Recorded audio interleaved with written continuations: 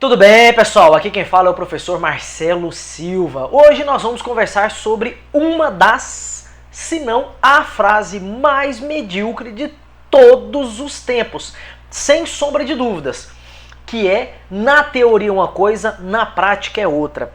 Quando a gente escuta esse tipo de frase vindo de um blogueiro que não tem formação alguma na área da saúde, passa. Quando você escuta esse tipo de frase de alguém que nunca entrou em uma sala de faculdade de saúde, realmente isso passa. Só que qualquer indivíduo com qualquer formação dentro da área da saúde perde totalmente o direito de usar essa frase. Mas por qual motivo o indivíduo perde o direito de usar essa frase?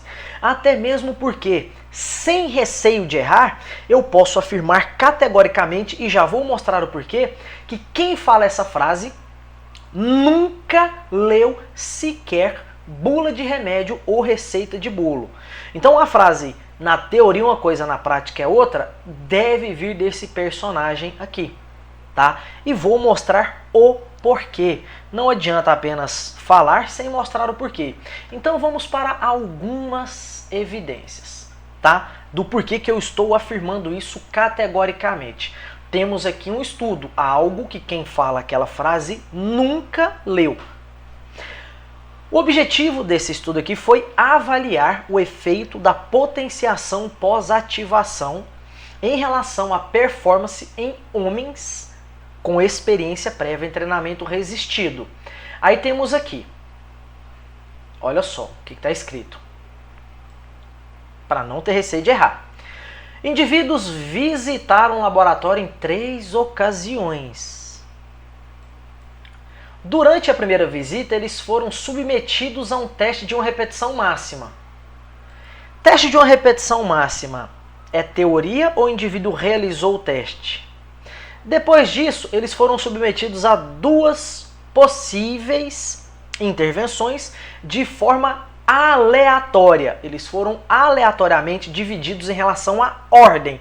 Todo mundo fez os 2 modelos, ou seja, isso aqui foi um estudo agudo ou transversal em modelo de crossover. Todo mundo fez as 2 intervenções. Por qual motivo? Um motivo.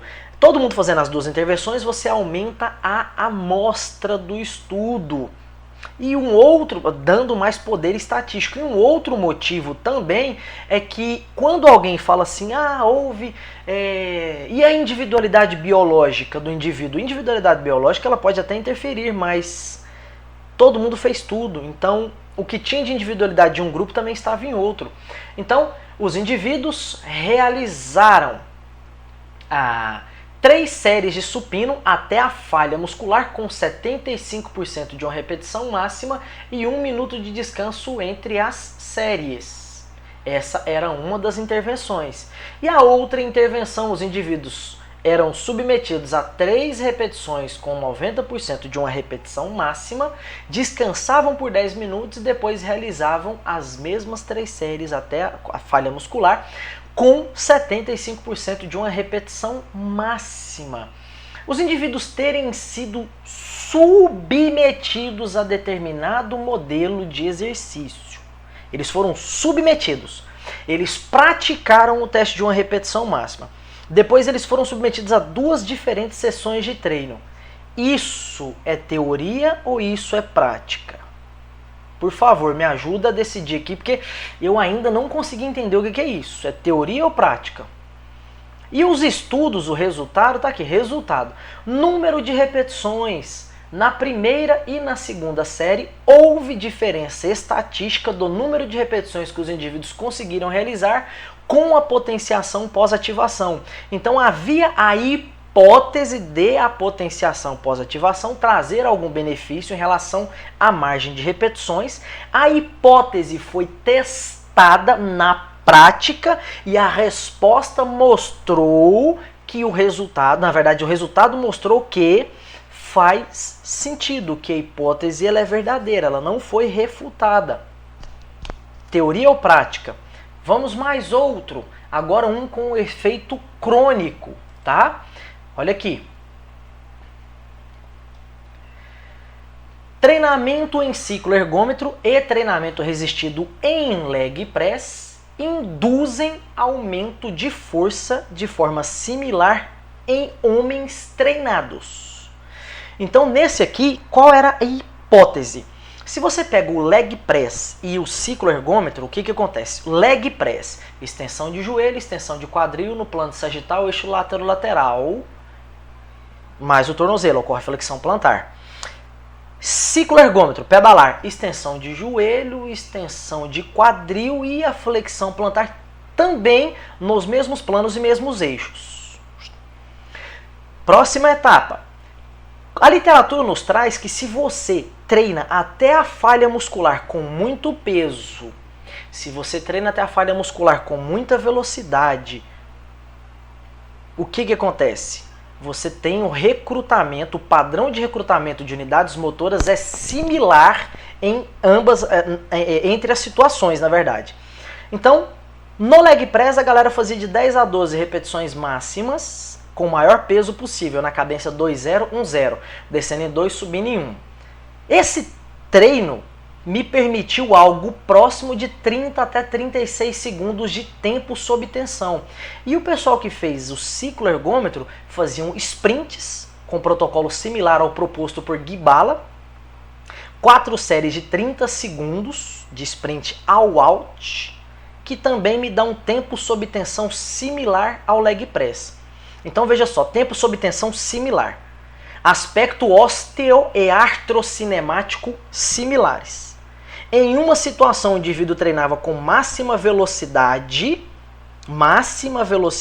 possível até a falha muscular. Na outra situação, o indivíduo treinava com o maior peso possível até a falha muscular. Em ambas as situações, pelo menos 2 momentos, houve padrão de recrutamento de todas as unidades motoras. Stille e colaboradores fizeram esse estudo similar a isso aqui, só que de forma aguda. E de forma aguda, pedalar por 1 minuto ou fazer leg press por 1 minuto induz aumento de padrão de atividade eletromiográfica similar, coeficiente respiratório, consumo de oxigênio, inchaço muscular, concentração de lactato similar.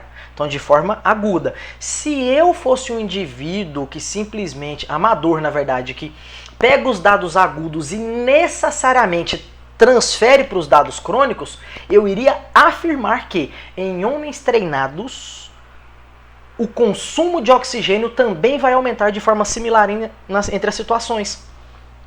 Aí o que temos? A hipótese. O que Silva e colaboradores fizeram? Foram testar a hipótese. E para testar a hipótese, nós submetemos a homens treinados, olha aqui, nós submetemos 25 homens treinados a 5 semanas de exercício, realizadas 3 vezes por semana. Então foram 15 sessões de treino. Se os indivíduos realizaram 15 sessões de treino, você treina na teoria ou você treina na prática? Você vai lá e treina, você faz. Os indivíduos fizeram 3 sessões por semana durante 5 semanas, 15 sessões. E ao final, nós testamos novamente composição corporal por DEXA, testamos novamente aspecto de condicionamento cardiorrespiratório em esteira, porque um grupo pedalava e o outro fazia leg press, ninguém fez esteira, e testamos a força em cadeira extensora, porque nenhum dos 2 grupos fazia cadeira extensora. E ao final nós mostramos que nenhum dos 2 grupos aumentou massa magra. Ah, por que não? Todo mundo estava limpo, sem TOD, sem suco, sem suplemento. Com relação à força, ambos os grupos aumentou a força de forma similar, treinado em cadeira extensora, e apenas o grupo que realizou o sprint em ciclo ergômetro aumentou o condicionamento cardiorrespiratório. Então, se eu não testasse a hipótese de forma crônica, eu aceitaria o aspecto agudo que dizia que o consumo de oxigênio era similar e eu iria acabar falando besteira de que treinar força em homens treinados aumenta o condicionamento cardiorrespiratório de forma similar ao treinamento aeróbio.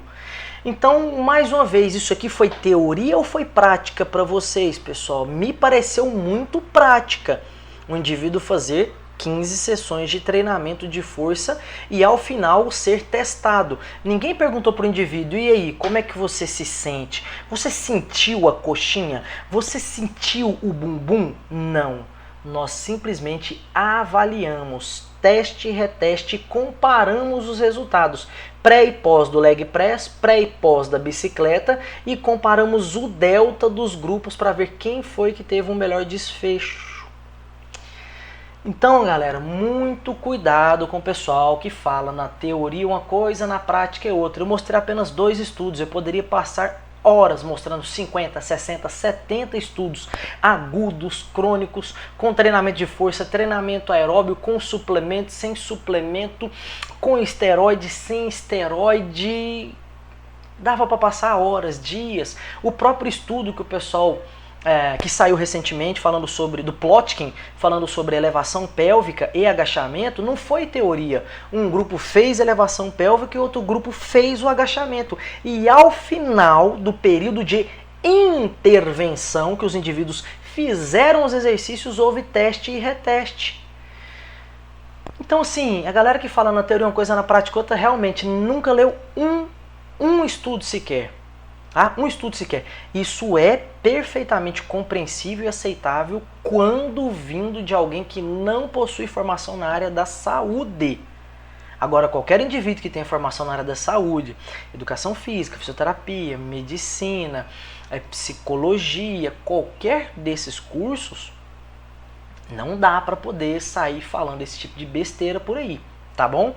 Então, se você ficou aqui até o final, segue aí nas redes sociais, pessoal, no Instagram, tá? Dá uma moralzinha lá no link lá embaixo, tem o meu grupo do Telegram que tem muito material interessante, tudo bem? Então, e segue no canal, ativa o sininho de notificação aí para você ser avisado quando eu colocar vídeos novos, tá? Forte abraço e treine com quem estuda!